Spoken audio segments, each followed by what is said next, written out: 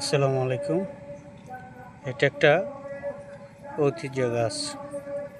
ওই গাছটার নাম হচ্ছে দলকলস। কারণ এটা পুরানো কবিরাজি চিকিৎসা এবং ওই গাছের গুণাগুণই অনেক উন্নত।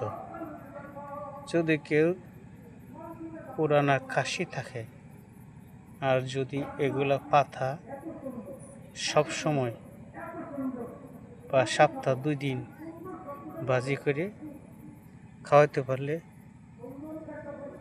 নিশ্চিত ভালো হয়ে যাবে ইনশাল্লাহ।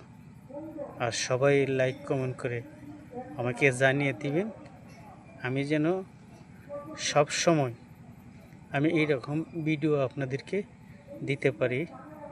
আপনারা সবাই আমার জন্য দোয়া করবেন, আমিও ইনশাল্লাহ আপনাদের জন্য দোয়া করব।